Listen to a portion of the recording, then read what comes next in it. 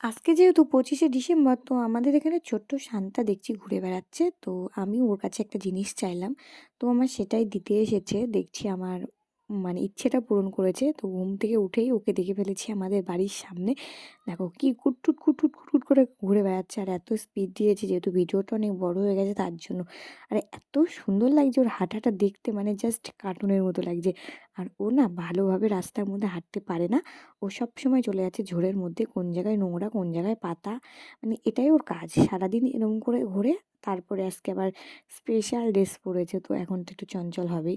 তো দেখো আমি জোর করে ধরে রাখছি ওকে ভিডিও বানাবো বলে, ও চলে যাচ্ছে বারবার ঝোড়ের মধ্যে। আর ওর মা ওর পিছ পিছ চলে যাচ্ছে, মাথা থেকে টুপি খুলে খুলে বারবার ফেলে দিচ্ছে। আর ওর মা বারবার পুড়িয়ে দিচ্ছে, মানে যেহেতু ছবিও তোলা হবে, রিলস বানানো হবে, আমি ভিডিও বানাবো, তো তার জন্য ও কারোর কথা শুনে না। ওকে দেখে আমার হাসি পাচ্ছিল। তো আমি বললাম, "যা বেরিয়ে আয়, আর তোর ছবি তুলছি না।" কারণ আমি চিন্তায় পড়ে গেছি। আমি এখন কী করব, কী করবে না করবে। তার চিন্তায় আমি গালে হাত দিয়ে রাস্তার সামনে বসে পড়েছি। আর ওর মা ওর পিছ পিছ ঘুরে বেড়াচ্ছে। তো তোমাদের এরকম মিনি ব্লগ দেখতে হলে তোমরা অবশ্যই আমার চ্যানেলটিতে সাবস্ক্রাইব করবে। আর এটা অনেক লেট হয়ে গেল পোস্ট করতে। কারণ আমি একটু অন্যরকম ব্যস্ত ছিলাম, তাই ভিডিও সেভাবে পোস্ট করতে পারিনি। তো আজকের মিনি ব্লগটা কেমন লাগলো অবশ্যই কমেন্ট করে জানাবে।